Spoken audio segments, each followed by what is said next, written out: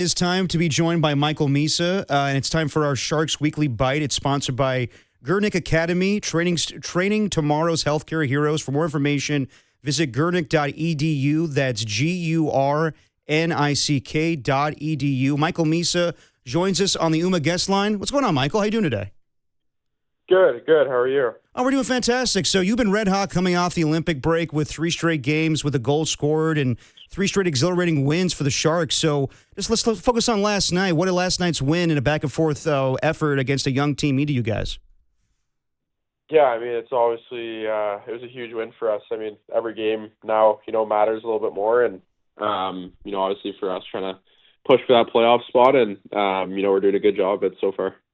I got to ask you, now that you're an established player in the NHL and this has been, trending in the right direction, is this everything you expected it to be, playing in the NHL, having these experiences? And I know there's a lot of learning along the way, but is this what you expected it to be?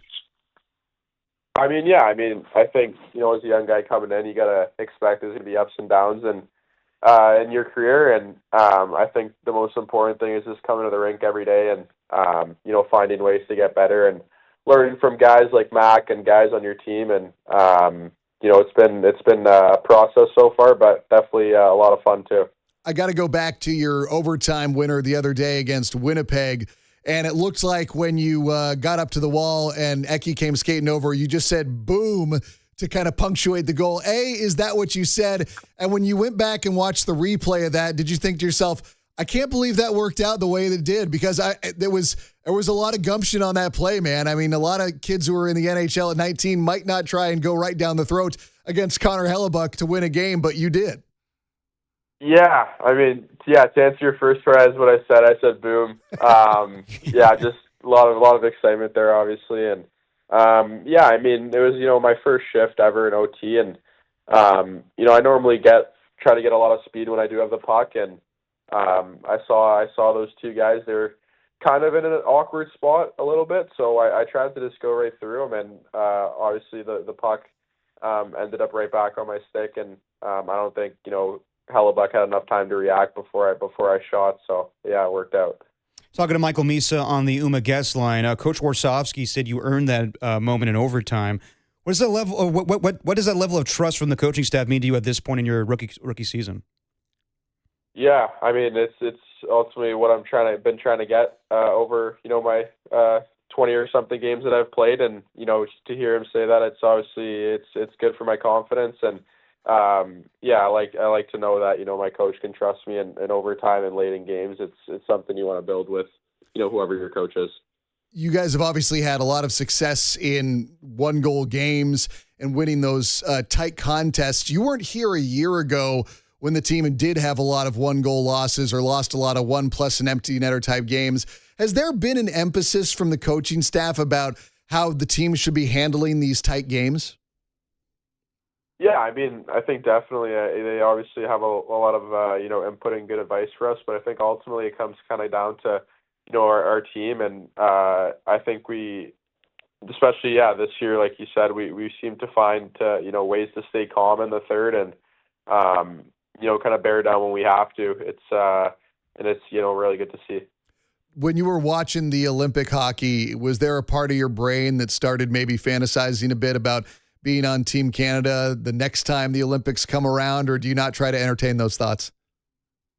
Yeah, I mean, it's 4 years from now, but definitely it's always every Canadian hockey player's dream is to represent your country at that biggest stage. So it's definitely something that I always will have in the back of my mind, and who knows, maybe in 4 years that I'll be there. So we'll see. Talking to Michael Misa on the UMA guest line. Earlier in the season, you dealt with limited minutes and ankle injury and time away for the World Juniors. How challenging was it to find a rhythm through all that? It was tough, yeah, definitely. Obviously, injuries are a little bit of a setback always, and I just don't think I was ever, my first couple games, but then, dealing with that injury and then coming to World Juniors, I think I was not rushed per se, but just everything happened kind of so quick that I never got like a moment to fully heal, what bugging me. But now I feel fully healthy, and I think that break over the Olympics definitely, helped me and helped my mind, just get away from the game for a little bit, refocus and, come back ready to work. Michael, you've had a couple of goals now where you've crashed the net and been ready for that rebound. And I think a lot of young players in the NHL don't always have the confidence, or they're used to playing a game that's a little bit more from the outside and bombing from distance, whereas a lot of these NHL goalies, you got to get into those dirty, tight spaces. Have you always had that as part of your game? Yeah, I mean, I've been told that also, all along, if you want to score goals, you got to get to the inside. I think that's, definitely something I focus on is trying to get lost at times, but ultimately finishing back at the nets where 80-90% of the goals are scored in the NHL if you look at the analytics. And, I try to, definitely strive to do a good job of that. Also, watching you lately, it feels like you're becoming that much more confident in your passing. You're being more aggressive. You'll kind of wheel around. You're being just more comfortable on the ice. Is it apparent to you in your game-to-game play that you can tell you are more comfortable with the overall flow of the game and your decision-making during? Yeah. I mean, definitely. I think, like any young player, it's sometimes a little adjustment at the start. You're not got to get up to the pace, got to get up to the physicality, everything like that. But I think the time and stuff I do in practice after practice is really it's helping me in definitely in these game situations. Talking to Michael Misa on the UMA guest line. So what's been the biggest thing you learned so far from playing with the other 19 and 20-year-olds on the team, and Macklin Celebrini and Will Smith? Yeah, they've both been great. I mean, it's pretty easy to talk to both of them about anything I need in particular, but I think kind of the biggest thing I get from them is just go out there and do your thing. You don't want to give some of these older, more experienced NHL players credit because they've been playing for a while. It's like you're in the league now. You can respect them, but once you get on the ice, it's more you got to think you're the best player and try to do your thing. Is it fun having that many young guys on the team with you and Mac and Will and Sam and even the quote unquote older guys that are part of the younger core, still like Graf and Eki, who are 23 years old, and it's still just a very it's that college age group of guys. You just happen to all be in the NHL and playing in the toughest league in the world. But I would imagine that just from my view on the outside, the vibes seem pretty immaculate. They are, yeah. It's great. Honestly, it's nice the kind of the way our team is right now. We got a good younger core, like you said, and then we got a lot of guys that are much older that have played in the NHL for a while. And I think everyone kind of buys in and is friends with each other, and it's a good group we got there right now. How has it been learning from Tyler Toffoli, who always seems like the chillest guy in the world, even though he is such a fierce competitor? Yeah, I mean, I think you said it great. I mean, off the ice, he's super chill, nice, easy to talk to. I've been, really fortunate to be able to live with him and his wife, Kat. It's been great for me kind of learning from him, his habits, what he does on and off the ice. And I think, like you said, on the ice, he's easy to play with. He's a competitor, and he's one of those guys where you give him the puck, it's usually going in the back of the net. So it's been fun to play with him. A couple more minutes with Michael Misa on the UMA guest line. Now do you build up momentum in your rookie season? Just what goals do you have set for yourself for the remainder of this season for you?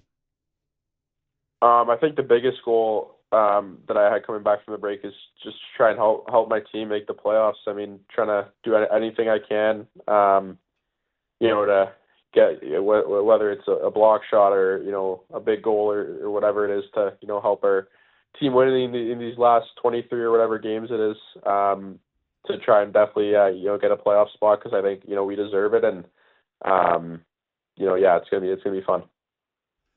Let me ask you about just the overall arc of the team right now. How are the guys all responding to the fact that you are in this playoff race where you've given yourselves a chance to have this opportunity here heading into the final 23 games of the season? Yeah, I think we're in a good spot. I obviously can't speak on last year how it was. I know obviously at times the vibes probably weren't high, and guys were frustrated just with the way the season was going. But this year it's been a lot of chemistry on and off the ice. Like, we seem like a very close group, and yeah, I think the vibes are high right now. So we're gonna try to keep it that way for the last games we have here. One more for you. The news came down earlier today that Kiefer Sherwood got the big contract extension. I'm just curious about your thoughts on him and how he's been since joining the team and what the team's reaction was to him getting that big extension. Yeah, I mean, to answer the first part, he's great. Right when he came in, he was like one of the first guys. When he came in, I was one of the first guys I met that he, I think I introduced myself first, or one of the first guys he came in, and I was in the training room, and just by, my first conversation with him, I could tell he was going to be a great guy. He brings a lot of energy every game. He works his bag off.